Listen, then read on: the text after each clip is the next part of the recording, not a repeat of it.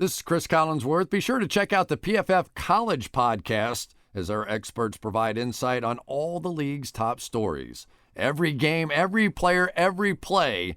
Download and subscribe on iTunes or your favorite provider.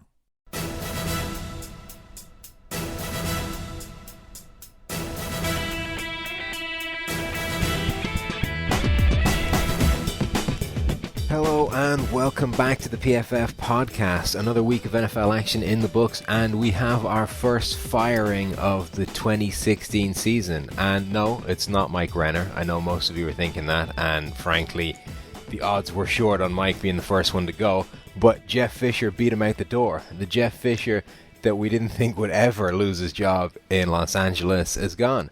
Mike, welcome back. Tell us about Jeff Fisher beating you to the firing line. Yeah, if you would have told me before the season that Jeff Fisher would be gone before me, I would have been flabbergasted. I mean, I just thought he was, a shoe-in, lifetime keys to the building there in LA. Whereas I was, getting put on this podcast, which I don't know how you agreed to that in the first place. I would have thought I would have been the first to go, but Fisher is gone, and they had to do it. The Rams had to do it. After the extension came out a few weeks back, and they just got absolutely murdered through every single media outlet available, through the fans, through Eric Dickerson. They just had no choice, and it's in their best interest. You need, I think, with Jared Goff, the number one pick, you 100% need a guy who can develop quarterbacks at the head coaching position, or at least at offensive coordinator. They really did not have that with Fisher. They did not have that with Rob Boris, I believe, their offensive coordinator. So they just have to bring in somebody to develop Goff, make him a franchise guy, which he has the tools to be. He's just so far away from it right now because of where he came from coming out of Cal. So right decision on their part. Can't believe it did happen, but it did. So hopefully this is good news for the Rams. Jeff Fisher had made around $35 million coaching the Los Angeles, formerly St. Louis Rams, and I don't know that he made a single positive impact on that franchise overall. I mean, it's in exactly the same state, if not worse, as it was when he took over. He took a pretty bad team and kept them consistently a pretty bad team who was able to keep winning within the division.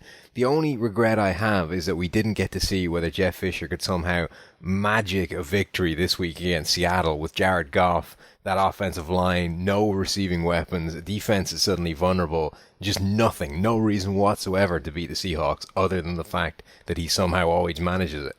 Yeah, I really can't believe they fired him at the exact worst time. I mean, this was the only game that he is probably, going to win all year. That's the only team he can actually beat. And so they're going the tanking route. They're listening to me. Well, they probably got rid of him before he won the game, and they were stuck with him for like another however long it was going to saddle him there. But the other thing is, it means that he falls one game short of the all-time total losses record in the NFL. He doesn't get a record that seemed nailed on to be his for years is going to be kept cruelly out of his grasp. I wonder if he begged them. He said, "If you're firing me after the season, do it now. I don't want this on my resume." Who's gonna hire? What's a GM in the right mind would hire a guy who has the most losses in NFL history after this? So I have to, stay behind that record so I get another job, and then I'll break the record. The thing that blows my mind is that they gave him the extension at all, ever. I mean, he basically just got given free money. Yeah, and how did it leak? Like, why would you leak that 2 weeks before you had to have a hunch 2 weeks ago when it did leak that you were chance of firing him? Just sweep that under the table and don't let anyone ever know that you gave him 2 more years on the contract. Just pay him more money to pay him a ransom to keep quiet about that. You don't want that getting out in the public because it was one of the biggest PR nightmares I've ever seen. I mean, there was a line when that got leaked that was something like, this extension does nothing to impact Jeff Fisher's job security. He can still be fired at any time. You're like, well, in which case all they've done is just handed the man an extra briefcase worth of severance money. That's just crazy. Those are the jobs that you need to aspire to. There's no good there's no good you getting fired now. You've got no bonus giant golden handshake severance package. What you need is to get yourself a Jeff Fisher job, Mike. Then you can get yourself fired because you walk away with a truckload of cash. I'll say this: whoever gave Fisher that extension, if it's anyone other than the owner, I can't imagine them being around too much longer either, because I don't know how you could. I don't know how you could legitimately give him an extension and keep your job after what all he's accomplished with Los Angeles. So crazy to me. Crazy that he's gone. Well, yeah. If that wasn't the owner, that's going to require some seriously creative explanation when the owner asks the question as to why he got given that extra sum of money. I mean, I'm sure there was some kind of reason, but I can't see a good one, or even I can't even see a bad one at the moment. Like, it's literally just we just decided to give the man some free cash. We had it sitting around. Why not? Let's throw it at Jeff. But it brings up the interesting question. This is our first firing of the season. We remarked a couple of weeks ago that there hadn't been any. Usually there's a couple of guys that have imploded at this point and been firmly on the hot seat or sent packing. Who else is likely, if anyone, to join Jeff Fisher on the way out the door? I think there are 3 guys right now I'd say are sure things to be gone at least after the season. There might be more, but I came up with 3. I think Gus Bradley is just writings on the wall. They're just holding out because they don't feel like putting an interim coach in at this point. Chuck Pagano as well. I think his offense has just run its course there. That people just understand that he's had Andrew Luck for all this time and really done nothing with it. So I think he's out the door in Indy. And then after what we've seen from the Jets the past few weeks and that defense, I think Todd Bowles is only after 2 years, I know, but they've just gone completely backwards since he's gotten there. So I think those 3 guys, in my opinion, they're gone at the end of the season. The Jets almost seem like one of those teams that are like an unfixable franchise. What's wrong with them just seems so deep-seated and inherent in the culture, in their locker room, in the whole organization, that you get these guys come in and try and clean house, and then they suddenly realize, oh man, this is so much worse than I thought it was when I signed up to do it. It's really kind of amazing how they've just gone, and they haven't been off, so they haven't even been close to someone like the Browns. They haven't, been dreadful. They have years where they've gone, 9-7, 10-6, they've gotten on the precipice, but it's kind of like this, they're stuck in valleys for so long, get a little, they go up for 1 year and then all of a sudden it's back into that valley that they just can't dig themselves out from. So we talked about tanking a couple of weeks ago and how it's not really a thing that teams do, and then I think literally the week after we did that, the Jets put out a defensive performance on prime time that really made you re-question everything. They were calling busted coverages. They were calling coverages that couldn't even. It was mind-bending, and the defense I think was even more ridiculous than what was going on. Everybody was like, "Well, this is players that have given up. Look at them; they're not even trying." And all week, the Jets coaching staff was saying, no, look, it's not that they weren't trying. It's just that they were terrible. They were trying. They were just useless. I'm not sure that does you any good, making that defense. It seems like the kind of thing that if that's your defense, you should probably just keep quiet. There's no walking that back. Like, it was just a train wreck. No, the players are trying. I was horrible. We were, as a coaching staff, didn't prepare them whatsoever for what we were going to do. Yeah. Not the greatest rationalization. No, you got to do better than that. The other team, though, that I thought was really interesting was the team the Jets were playing this week, and that's the 49ers. And that team, Bryce Petty, I think, threw an interception the first pass of the game. 49ers were up 14-0 in the first quarter before you even had a chance to blink. It seemed like every time Carlos Hyde touched the ball, he was rattling off 20-yard gains, and it just looked like that was an absolute drubbing on the cards. A complete walkover was inevitable. And then they stopped giving Carlos Hyde the ball. He carried the ball 17 times in the game, had 11.4 yards per carry. They just went away from him and let the Jets chip away at that win all the way through the game until they ended up losing the thing in overtime. No, that is what we basically described when we talked about tanking, what it would look like. You would kind of just stop calling plays that worked and, start calling the plays that you knew probably didn't have a chance of working. The 49ers, put on a textbook tanking performance, and I think people kind of caught on. I saw a lot of people on Twitter and around the world, media kind of saying 49ers look like they're tanking in this one, and legitimately, I wouldn't put it past Chip Kelly. He's the kind of ahead of the curve guy. He's thinking 2 steps ahead. He wants those draft picks. He wants guys that are going to be able to impact him next year. He doesn't care that 12 at this point. That doesn't affect his job security. He wants as high a draft pick as he possibly can, and it looked like they actually attempted to go get that against the Jets. It really did. I mean, like I say, Carlos Hyde had racked up some ridiculous amount of yardage in the first quarter, and then they just stopped giving him the ball, put it in the hands of Colin Kaepernick, and that's as quick a way you can get to throw the game away. And it ended up doing that. I was sitting there just waiting, just trying to get the Jets to cover for my weekly bets, and not only did they cover, they came back, not only covered and then won the game in overtime, which of course won me my bet but screwed me in the pick'ems that week. So that went perfectly. What about, I want to look at some more of these hopeless teams and talk about the 3 teams in the NFL right now that are the furthest away from contending. Because every year you can quickly turn around a franchise. You can get teams that go from worst to first in a season, in an off season. It can be done, but some of these teams seem like an extremely far distance away from contending. So I think it's pretty obvious that Cleveland are one of these 3 teams that are the furthest away from contributing. I actually picked them to win this week. I thought that with RG3 coming back, RG3 is nothing if not dangerous. And if he hit a couple of those Baylor deep routes, he could potentially surprise the Bengals, sneak a win, and that would be their 1 win of the season. But it turns out RG3 is just terrible, along with most of the rest of the Browns. And they just, again, were abject failures at trying to win a football game.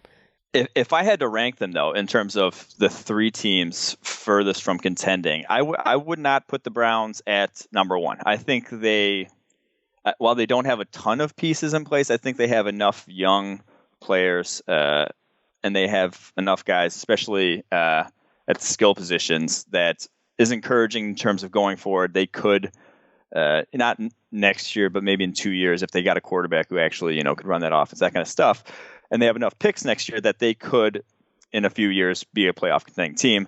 There's 2 other teams, though, ahead of them that we actually just talked about that I do not see that. I think the 49ers, just in terms of offensive talent, are so bereft of young offensive talent that it's ridiculous. That 1 draft, 2 drafts is not going to all of a sudden turn this team around. They need a complete overhaul of that entire roster, basically, offensively. And they're not even the worst, in my opinion. I think the Jets are probably the furthest away in the NFL right now from contending because of what they have offensively. Brandon Marshall probably not going to be, doing it much longer at his age. And then the fact that they've invested already in quarterbacks, to the fact that I don't think they're going to have to give those guys a shot. They're going to have to either give Christian Hackenberg or Bryce Petty a shot because they've invested, these somewhat high draft picks in them. And if you're banking on those guys who weren't highly touted, weren't at any point expected to be franchise quarterbacks, but I think they're going to have to plug one of them in next year or the year after that to try to be that guy. I think you're just setting yourself behind the 8 ball there. I don't think that they're, and then add to the fact that their whole secondary is just, there's really no one right now that I would feel comfortable, starting.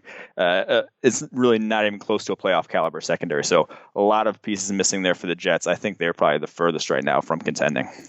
My favorite thing is that the Browns also lead the NFL in terms of salary cap space. And they have, I think, a relatively that helps large chunk tied up in RG3. So if they get to the point this offseason where they decide to cast RG3 loose, they suddenly get a ludicrous sum of cap space, in addition to having what must be one of the youngest rosters in the NFL, given they're just a team full of rookies this year. What do the Browns do at quarterback, though? Because obviously Josh McCown is the one guy there that we know has got no significant future with the team. They have RG3, who was supposed to start this year, and we get an idea what kind of reclamation project he could be. Injuries have meant that he's only really started 2 games, and they've both been disastrous. In the meantime, you've had Cody Kessler come in, play some games, look okay, but keep getting himself banged up and then benched in favor of McCown.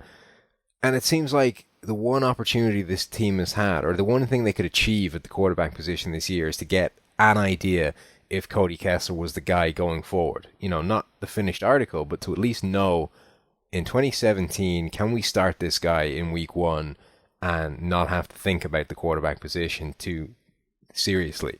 But I don't think they're in that position yet. They have no idea what Cody Kessler is yet. No, I agree that they really don't know what they have with Kessler. He is, though, somewhat flawed. He does not have a strong arm. I don't ever see him being, an elite quarterback. I just don't think he has that kind of tools. He hasn't really shown anything that would make me think he's that guy going forward. But, he could be an adequate starter, someone like a Kirk Cousins even in time. But I think you still keep throwing darts at a dartboard. I've said it before, my hot take has been in the past, if you don't have a quarterback or not sure that you have an elite franchise type quarterback, you keep drafting a guy every single year. And I think that the Browns should definitely, maybe not number 1 overall or number 2 overall, whatever the pick they do end up getting, but somewhere in the first, second, third round, somewhere high in the draft, they need to throw another dart at a quarterback and see if they can get one, because it's not an exact science, but the more chances you get at a guy, the more likely you are to have a franchise quarterback. So I think they just got to keep going, keep trying. The 49ers, if they wind up with that top pick or top couple of picks, they have to take a quarterback, right? I mean, obviously Kaepernick is not going to be the guy. Blaine Gabbert certainly isn't the guy. So they have to take one. Yeah, I think Deshaun Watson to 49ers is like the most lock of a pick if he did end up if they do end up having a chance at him, because just it fits everything, basically the Chip Kelly mold. I know he doesn't say he needs a running quarterback, but I think he really does need a running quarterback to execute a lot of the stuff that they do offensively. I just think that's too perfect of a fit that they wouldn't be able to, because you go out again next year with Colin Kaepernick as a starter, Blaine Gabbert as a starter, and there's no chance he's going to be able to keep his job with that. So he has to take a shot at a QB. And with what we said about the Jets earlier, can the Jets take a quarterback in the first round if they wind up with a pick good enough to get one of the top guys? That was my big point and why I don't think that they're pretty close to contending, is because you're going to take another quarterback. I highly recommend that they do, if you think there's a guy out there worthwhile. But as a GM, if you keep taking these shots and none of them end up panning out, you're gone pretty quickly. And he's, taken a few shots these past few years. So while I don't think that they have the guy there right now, I don't think they'll go for a quarterback either. If I had to put money on it, I think they're going to try either Hackenberg or Bryce Petty next season as the guy. I mean, at this point, you would have to be admitting, basically before seeing him on the field, that Christian Hackenberg can't get it done. And whilst everybody at PFF, and anyone that's ever seen him play should think that, it would seem like an unlikely thing for a GM to admit this soon. I can only see 2 guys maybe in the NFL being happy to admit that at this point, and neither of them work in the New York Jets front office. So it just doesn't seem like the kind of thing they're going to do. They're going to roll with Christian Hackenberg because he's the quarterback of the future. And to be fair, at least I'm kind of pleased about it, because Ben Stockwell is talking about how it's inevitable that Christian Hackenberg is going to start the last 2 games of this season. They're only going to see so much of Bryce Petty doing horrible, ugly things with the ball, and eventually they're going to throw Hackenberg out there. And I really don't want that to happen. I want Hackenberg. You won a game. Petty won a game. He did win the game. I want Hackenberg to have the absolute ideal, perfect run-in, because I don't want to hear any excuses when he stinks. When Hackenberg tanks and bombs out of the league, I don't want to start hearing, well, he was rushed in too soon before he was ready, and he didn't have this, he didn't have the situation, didn't have the time to learn. I want him to have a full year on the bench, a complete mollycoddling preseason setup, and then, get started after he's ready, and then not be able to do it. For as bad as Jared Goff was, and everyone was giving him, crap for his preseason, Hackenberg was, multitude, like a magnitude worse. Like I think his completion percentage was below 40, which just think about those two guys for a second, right? Just in terms of the pre-draft process, what we're seeing from Jared Goff right now in terms of not being remotely ready and struggling to deal with various different things, even accuracy, and how bad he looks right now as a rookie. Think of how much better a prospect and how much better a quarterback he was in college than Christian Hackenberg. And then imagine what Hackenberg would look like right now if you threw him out into an even vaguely comparable situation. Okay, the Jets have got some better weapons than the Rams do, but the offensive line is not much better. And, you're talking about vaguely comparable situations. That it's scary how bad he could potentially be right now behind everything that the Jets have out there. Yeah, I think when all is said and done, Roberto Aguayo is going to prove to be the better second-round pick if I had to put money on it, which is crazy. But yeah, I'll say it. That is both a hot take and a horrible, horrible thing to imagine, but possibly true. I like that. Let's roll straight into hot take. Let's bump that up the schedule since we've gone with an unintended hot take there. What's your hot take of the week? My hot take of the week is... it's not too hot. It's actually more of a cold take because I think that the cold plays far more of a factor in some games in December and January than gets more talked about. I think quarterbacks coming from warm climates, quarterbacks who, grew up, guys like Dak Prescott who never really played in the cold, or guys like Derek Carr, that actually has a significant impact on you. I grew up in the North. I grew up in Illinois. And playing in cold weather sucked, but, I had been in it my entire life. I moved to Florida for a year, came back, and it hits you like a brick if you're not used to playing in cold weather. If you're not, I think it actually, as from quarterback position, we saw probably the worst games of the season from both those guys I just mentioned. And I wouldn't, the cold doesn't get used too much as a thing, but Derek Carr in that game, the way he was playing, he looked legitimately freezing cold. Like he was jittery. He was throwing balls. He was short arming balls when no pressure was there. He was trying to get rid of it. It looked like he was playing freezing cold. And it was it's kind of like the opposite of Brett Favre. It probably looked completely uncomfortable playing in that cold. And I think it actually is more of a factor than, I know it's no excuse. No one's ever going to say I was out there freezing cold, but I think it happens to these guys. Derek Carr was also out there with a dislocated finger on his throwing. He was out there the week before with a dislocated finger also. Yeah. And at that point, you're dealing with, the adrenaline of it just happening, and you can probably bite through it. At this point, he's now got a weird thing on his finger. He's wrong-handing the ball to hand off to the running back so he doesn't jam his finger. He's not using that finger to actually grip the ball at all, so he's fundamentally changed the way he's holding the football. I think there's a pretty good chance that screwed up part of his game at least as much as it being a little cold in Kansas City did. No, but didn't the finger happen against Carolina? Or am I No, it happened the week before. So that but the week before was Buffalo. I thought he played well against Buffalo. I thought it happened against Carolina. No, it did happen against Carolina. Was there a game in between those? Yeah, and he lit up Buffalo, one of his highest graded games of the season. So second highest graded game of the season. So that was Buffalo, though. I still think there's a pretty good chance that kind of disproves your point there. I'm just saying, kind of leans more my way than yours. Well, if anything, what I would say is that cold weather is going to aggravate your niggling injuries. It's going to get that old arthritis going on you. What do you got for Dak Prescott then? Refute that point. I think the Giants' defense is a pretty good antidote for what the Cowboys have been doing this season. The two worst games that Dallas offense have both been against New York. Just one of them happened to be in the cold weather. I still think, though, no one's ever going to say, oh, I was freezing out there, but it hits you, and it's not fun to play in, and it's just going to affect you if you're not used to that cold weather, and I think it actually plays a fairly big factor. Also, Ben Roethlisberger was a disaster this week in the snow, but then Ben Roethlisberger plays in cold weather quite a lot, so I'm not sure. It was snow, though. Snow's different.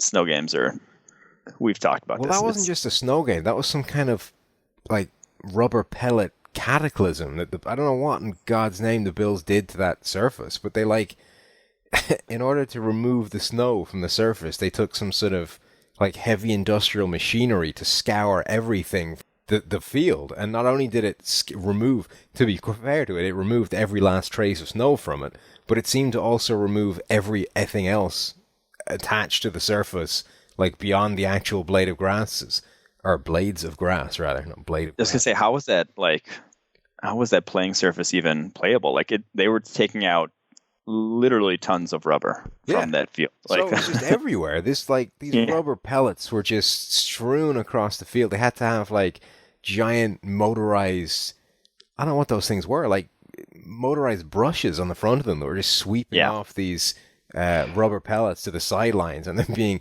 shoveled away from the sideline. I don't know, like, I'm sure a lot of people that have listened have played on those things, and I hate those things at the best of times. Like, you play on that surface and you're picking those bits of rubber out of like shoes and socks and stuff for the next 3 weeks. I can't even imagine like when you're ankle deep in the things on the sideline. But yeah, that seems like they need to think about their snow removal techniques from here on in.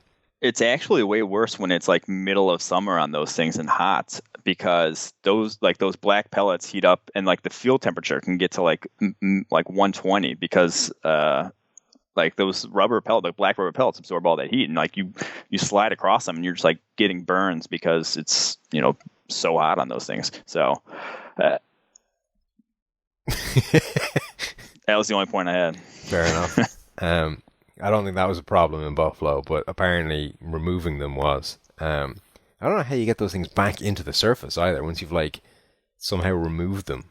And somebody like that seemed like an awful lot of those things to somehow take out of a surface. I don't know how much, like how many tonnage of rubber pellets are embedded in the fabric of an artificial surface. But it's a hell of a lot more. We really should have researched this a little more than just. It's true. If we were going to talk about it for this long. From those pictures, it's a hell of a lot more than I would have thought was embedded within the very structure of an artificial. Oh yeah, I agree. Well, let's go on to that Sunday Night Football game and ask, how the hell did the New York Giants knock off the Dallas Cowboys? It was a game that I think everybody thought would be relatively close, but everyone figured that Dallas would keep rolling. Well, I already explained a good deal of it. It was weather. Freezing cold, yes. And Dak, not used to the cold, so he actually played easily his worst game of the season. And I, it's the game you worry about if you're the Dallas Cowboys. The game that you say, "Oh, maybe we go with Romo," because as bad as Romo is, I don't think he's played a game quite that bad. And I mean, maybe he has. I can't remember way back when, but that game was pretty off from Dak Prescott. One of the lowest graded games we've seen from quarterback all year, and it was kind of the things I don't want to say I saw coming from him in the pre-draft process, but those were my biggest concerns. Were basically just accuracy. He was missing, kind of throws that he had made early in the season, just a ton of missed throws. Easily his highest percentage of just simple downgrades, minus 0.5 throws, which are just misses. He had a ton of them, and that's concerning, obviously, especially against a team that they may face again in the playoffs, the New York Giants. And then, like you said, the Giants' coverage was fantastic. Janoris Jenkins played a lights-out game against Dez Bryant. He only allowed 2 catches for 17 yards all day. Only one of those came against Dez. He was targeted 6 times against Dez Bryant, let up only 1 catch. He had as many catches as Dez did. He had an interception while guarding Dez. So ridiculously good game from him. And all I keep thinking about when I watch Dak Prescott now is kind of what we saw from Nick Foles that one year in Philadelphia. Because Nick Foles that year, and it had one game, the year he had 28 touchdowns, 2 picks or whatever that was. He had one game, and it was kind of ironically against Dallas, where you just watched him play and you thought this guy could never be an NFL quarterback. I think he was 11 of 29 for 80 yards or something, and was just missing like Dak Prescott wasn't this wide open guy. So was missing so many, looked completely unlike, and it looked like the guy we saw when you ended up going to the Rams, just looked terrible. And that was Prescott against the Giants, which concerning. If that game happens in the playoffs, there's no chance that they end up winning. I mean, Eli Manning had actually almost a lower grade than Prescott in this one, and I don't think they're gonna get that lucky to have the opposing quarterback play that badly in the playoffs. I can't believe you just Nick Foles, Dak Prescott. It just is in the back of my mind. That's a body blow. Because who would have thought Nick Foles after that 1 year I think that point going to turn into this Nick Foles. Yeah. He was just lights out, and I mean that's kind of been Dak Prescott. But again, Nick Foles had about as ideal a situation as you can imagine: a fantastic running game, great offensive line, this innovative scheme, getting guys wide open. I think we've seen some of that with Dak this year. He has a lot of things going for him, and for a guy to play that badly, I know he's a rookie. Foles was in his second year at that point, but it's just in the back of my mind as I watch him. I'm not dooming him by any means, but that sort of performance isn't winning you a playoff game. Yeah, I don't think Nick Foles had the same kind of performance as Dak Prescott has had a lot of this season. I mean, Foles put up ridiculous-looking numbers, but he never quite graded as well as those numbers, whereas, if anything, Dak Prescott has graded slightly better than his numbers this year. Foles just had some ridiculous streak of going deep, hitting touchdowns, and not finding turnovers from that. Whereas Dak Prescott's actually played really well. He just hasn't had those deep strike numbers. But one of, I think, the most damning statistic from his game against the Giants is that under no pressure at all, he completed only 33% of his passes. Just a third of his passes for a passer rating of 24.2. I mean, that's disastrous. You can't win games like that at all. And it's interesting, you sort of said that, once they hit the playoffs, they're not going to get the same kind of fortune of having a quarterback having the kind of disastrous game that Eli Manning had, unless, of course, they face the Giants in the playoffs again, because Eli Manning continues to be terrible. Oh my gosh. It was, I was watching that game with the Giants got the ball back with 6 minutes and 55 seconds. They had a 3-point lead. And from then on out, they went into don't lose mode. They went into don't lose mode with 6:55. That drive, they ran the ball 3 times when they weren't running the ball. On any, like, the run game was no success at all. They ran the ball 3 straight times that drive, punted. Next drive, ran the ball on first down. Second down was the only pass Eli Manning had for the rest of the game. Threw it right to a Cowboys linebacker who dropped it, and they didn't let him pass. They said, we're going to ride out this defense, see if the defense can actually close this game out for him, and they did, to their credit. But Ben McAdoo was terrified of Eli Manning losing that game for them, and rightfully so. He threw 3 other balls that should have been picked. So I can't believe they did win, but man, Eli looks, nothing like the guy we've even seen at any other point in his career, except for maybe when he was starting out, but it's gotten ugly.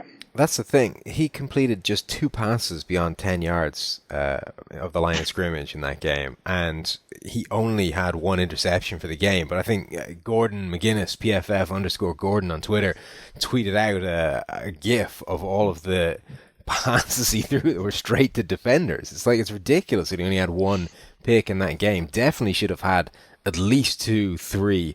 And you're talking about a quarterback that does look, the Giants team is good, and they're being held back by a quarterback that can't play particularly well at the moment.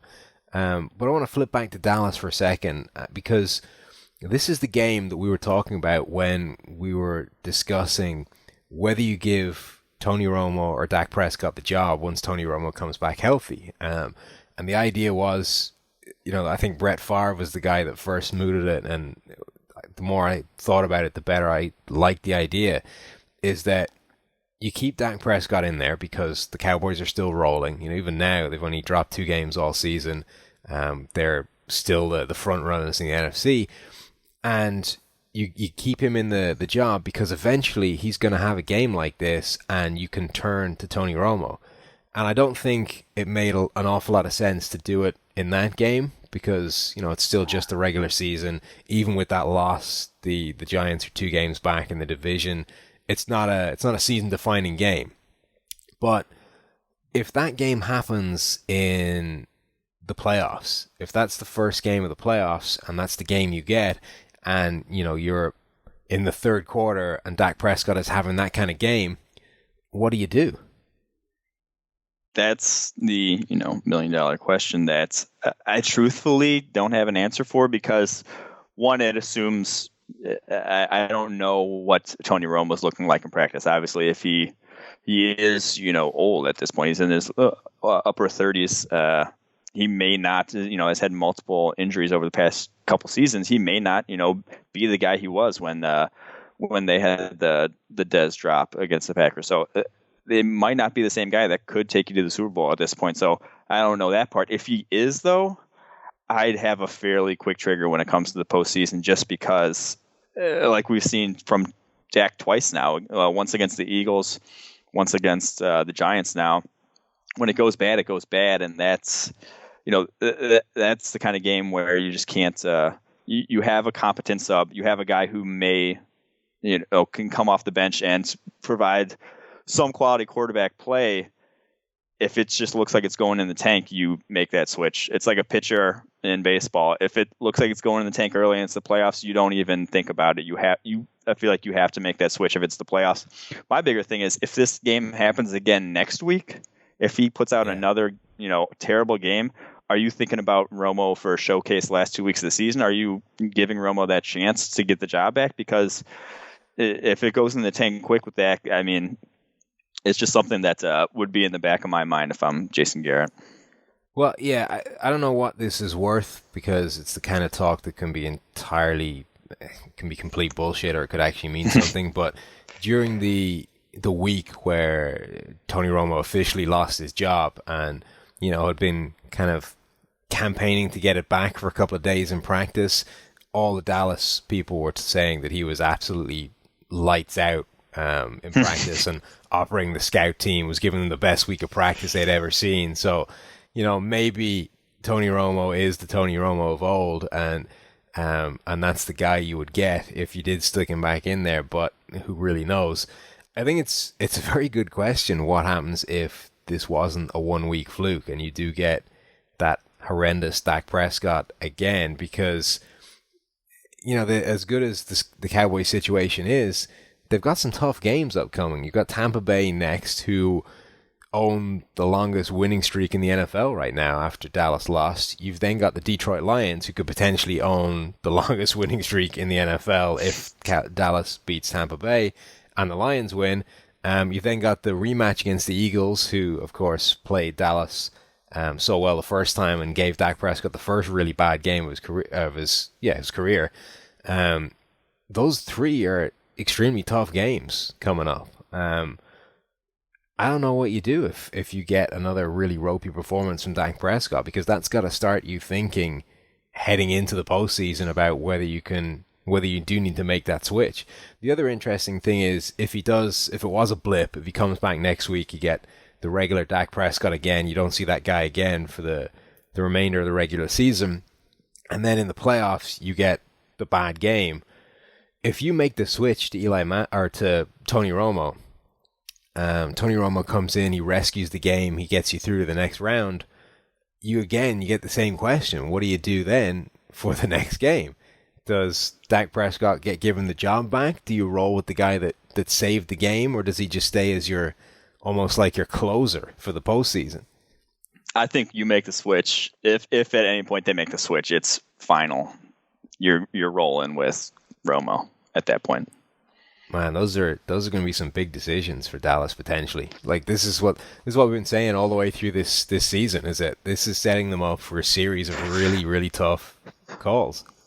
To be fair, though, it's still a good situation to have. Yeah. If a guy does start to, having a rookie in the postseason, just a guy can make rookie mistakes and, have a bad game, and you have a backup plan if you see that coming. So yeah. I think it's still a good situation to be in. You'd rather have a very competent backup, even if it is the guy who used to be the starter and there's this sort of controversy surrounding it, rather than no backup plan at all. Yeah, I mean, what we're talking about here is if you end up having to fix your quarterback problem, it's potentially creating some awkward situations, as opposed to any other team where you're saying if your quarterback suddenly starts playing like crap, you're boned. I mean, there's nothing else you can do.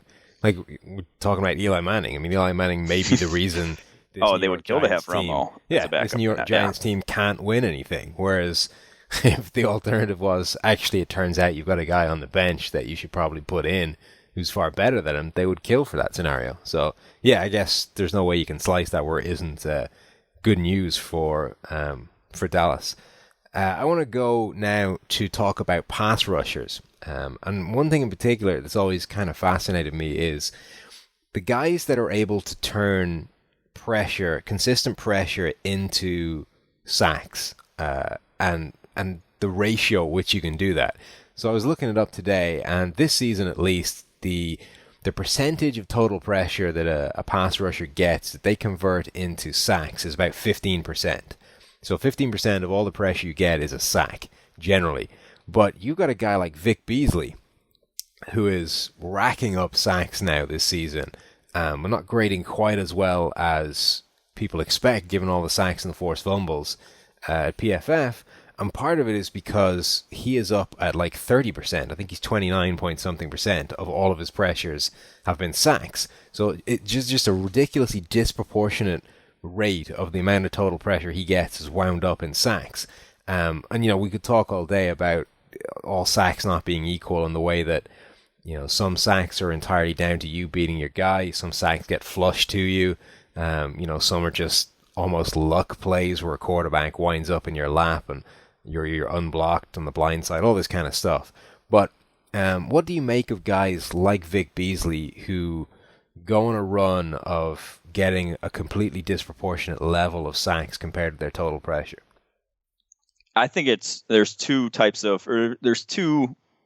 pass rushes that result in a higher rate of sacks than just normal pressures. And one is when you're the looper inside from the edge on a stunt. If you're a guy that routinely gets stunts ran for him to loop inside, you're going to get unblocked a lot of times, or you're going to get, if you are blocked, you're probably not going to get pressure on that play. If you are unblocked, there's a good chance you're getting a sack because no one's there to touch you. You basically have a free run on the quarterback.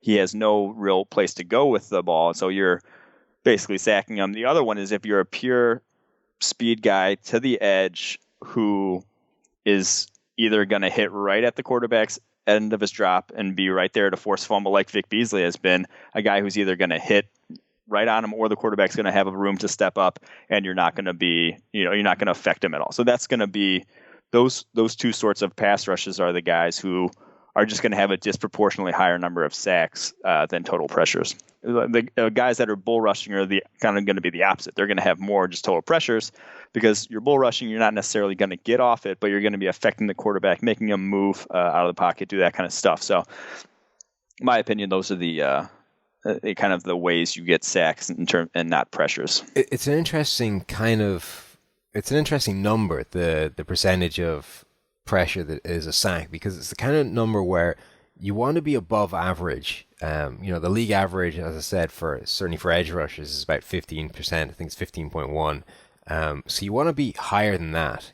because that means that you are getting home with most of your pressure. You're getting home with more of your pressure than most guys. And obviously it's what everybody is striving for as an edge rusher. Pressure is good, and pressure is far more important than a lot of people think it is, because if you just pressure a quarterback on any given snap, you are typically lowering his passer rating by about 30 points, which is the equivalent of turning like Tom Brady into, Cody Kessler or whatever. It's taking a real hammering to a top quarterback, or it's making a reasonable quarterback into a bad one, because you're making him more inaccurate. You're making him throw the ball into the dodgy situations. But obviously, sacks are the thing that end the play. It ends drives. Potentially, if you get there unblocked, you can get a strip sack. You can turn the ball over as well. So a guy like Von Miller is up near 20%. He's at 19.7%. As is Terrell Suggs. Nick Perry has been high this year. Julius Peppers, DeMarcus Ware. So a lot of Cameron Wake is up in that direction as well. So a lot of really, really good pass rushers are up in that 20% range and above the 15% average. But then once you go above that and you start to get to 25, 30%, that's when you suddenly start to get the guys that are almost like fool's gold. The guys that have a lot of sack numbers, but it seems to be more of a product of, I don't want to say smoke and mirrors, because a lot of these guys are getting high quality sacks. It's just a completely disproportionate percentage of their pressure. So you've got Vic Beasley, you've got Lorenzo Alexander in Buffalo, you've got Dee Ford in Kansas City. You've got all these guys they just don't seem to be quite as good as the numbers they're putting up are. No, I agree. If I'm building a team though, and I have a guy like a Vic Beasley or a D Ford, a guy who really, tests the edge with speed, but maybe doesn't have a whole lot of counter moves, he's either going to win quick, get right by you, or he's going to get pushed past or, get stoned.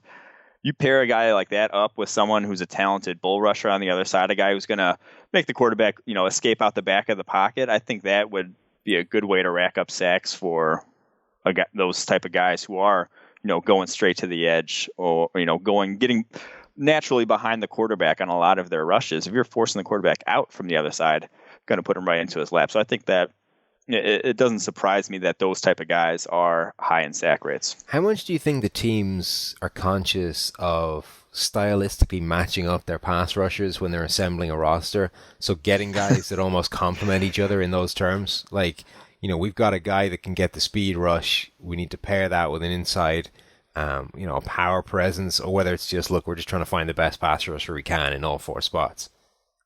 I have no insights as to what teams do behind closed doors in terms of, but I'm asking you to speculate. I don't think I think ideally that's what I would do, but I can't see myself actively, trying to find a guy. I still think you draft talent and value or sign value, draft talent, that kind of stuff, as opposed to trying to fill specific niches. And then, of course, at the other end of that scale, you've got guys like Brandon Graham, who typically get a disproportionately low amount of sacks compared to the total pressure he generates. And it's the same thing this sort. Brandon Graham is down at 8% of his total pressure winds up in a sack this season, which is among like the bottom 10 guys in the entire NFL this year. And yet, you get this choice where would you rather have Brandon Graham or Vic Beasley? Vic Beasley is the guy getting like 3 times more of his total pressures or winding up as sacks, but Brandon Graham is getting a lot more total pressure. It also has to do with the ability to chase down a quarterback. Basically, Brandon Graham's had a lot of plays where if he had Vic Beasley's agility, he would have chased down a quarterback while he's escaping the pocket and brought him down. Brandon Graham doesn't. But then again, Vic Beasley doesn't have Brandon Graham's power, so he's not collapsing the pocket as much. So it is, what do you want? Do you want a guy who could chase down a quarterback, or do you want a guy who's going to affect a quarterback's throws a lot of the time? So, yeah. The other thing is that it's up to GMs. I think the disproportionately low guys, at least if they're generating pressure, that doesn't tend to go away. So Brandon Graham may never turn into a guy that gets 15 sacks in a season, but he's always generating pressure. That's not going to go away until he starts to decline physically. And he, starts to diminish overall as a pass rusher. But even if he never figures out how to finish those plays, you're going to get a sustained and consistent amount of pressure out of Brandon Graham, which, as we said before, tangibly affects the quarterback. It does make a positive impact for your defense. With a guy like Vic Beasley, or Lorenzo Alexander, D Ford, you don't know if that level of always converting more of your pressure into sacks is going to maintain or if it's going to dissipate. And sacks, partly because they're a much lower sample size number, partly also because we said they're interdependent on other things, other guys getting pressure, all that kind of thing. They tend to be much more fleeting and transient. They can disappear, and you can suddenly get a guy who had a 15-sack season, never come close to doing that again. So if you don't have a guy generating a staggering amount of pressure and getting a lot of sacks, you don't know if the guy that's getting a lot of sacks is going to maintain that kind of level the next season, or if you just had a run. I think that was the deepest anyone's ever gone on sack versus pressure breakdown on a podcast. So that's what we're here. Where else are you going to get this? Exactly. We go deeper than anybody else because we're that level of lunatic. Well, the one thing I want to finish this podcast on is we did our worst teams, the teams that are furthest away. We did a little bit of a hammering on their quarterbacks, and we assassinated Christian Hackenberg because he was just a sitting duck and all this. But what about some quarterbacks in the NFL at the moment that the league needs to just give up on? Quarterbacks that we've seen, they've been put out there, they keep getting put out there, and we've more than seen enough to know that these guys should just be sent off to the quarterback retirement home in the sky. Are we looking for starters here, or are you talking about any sort of? I think there's a few starters that we can probably go with, or at least guys that have been starting at times this season. So let's start one off with Jay Cutler, because it's clearly time. I completely disagree, though. Jay Cutler. No, that's one guy I completely disagree on. I think he still has a home in the NFL. He still could be a competent starter somewhere in the NFL. No, he couldn't. I think he could. I mean, he has had years in the past. Even a season ago, he looked like a guy who you'd be fine with as a starting quarterback. You might not be Super Bowl contenders, but you could make the playoffs with him. Really? I think there are far more obvious guys than Jay Cutler out there right now. Who's your axe? I think Ryan Fitzpatrick is just. Yes. I mean, he's already been benched, but I think at any point, if you're giving Ryan Fitzpatrick starting or backup job, it's just not a smart idea. I think this season Ryan Fitzpatrick wrote his own NFL eulogy. I think the Jets brought him back because of the fit he was with that offense, and he just wrote it right off the tracks this season. You know that you're going to get some good and some bad with Ryan Fitzpatrick in any given year, and this year it was just almost all bad to like one good game, maybe two.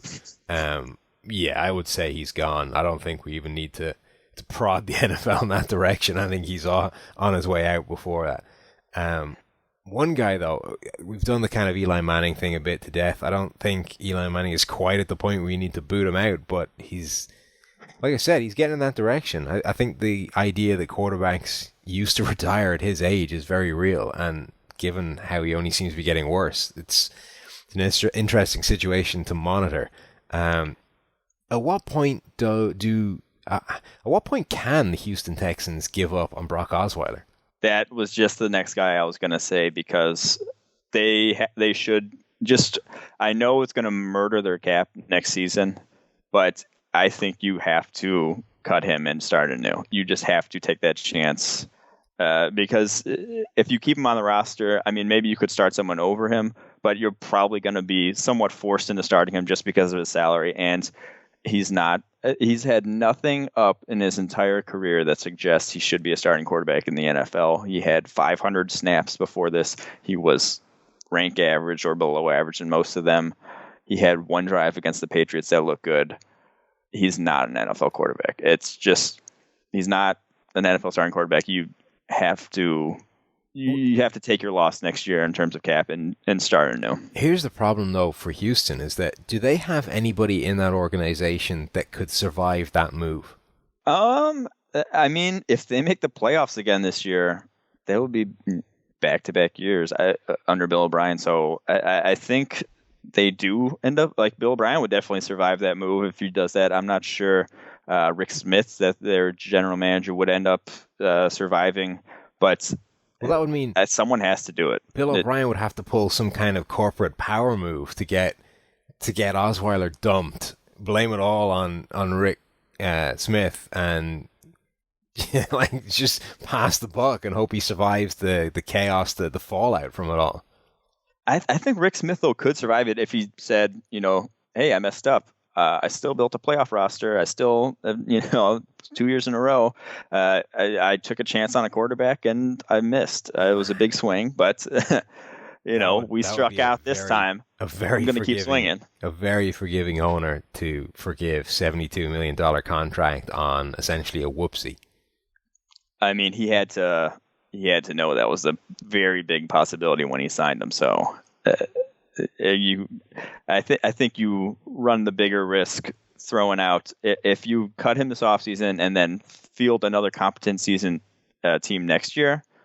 That is a better chance of saving your job than letting him play next year and just dragging you down again. Because that's if that happens, he's basically out the door no matter what. So I think that's probably what's going to happen. I just can't see a scenario in which that organization agrees to give up. Gives up. So I would love to know, though, what level of confidence they had in that move. Obviously, they made all the noises that, we're confident this is our guy. We've been through the tape and we've seen these 10 throws that are staggering, and it shows that he can be the new Peyton Manning and all this kind of stuff. And that's the kind of stuff that you have to say when you've just committed $72 million to a guy who's never really shown anything.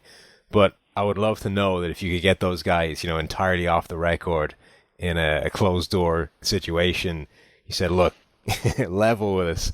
What was your level of confidence in Brock Osweiler when you were handing him that giant sum of money? That would be, I think, an extremely fascinating thing to find out. But let's wrap this up by moving to another quarterback who I'm not for a second advocating it's time to move on from, or that there's no place in the NFL. But you and I have wound up on opposite sides of the Alex Smith schism, despite writing things that are actually not entirely dissimilar. But we've been the victim of headline writers and Twitter. So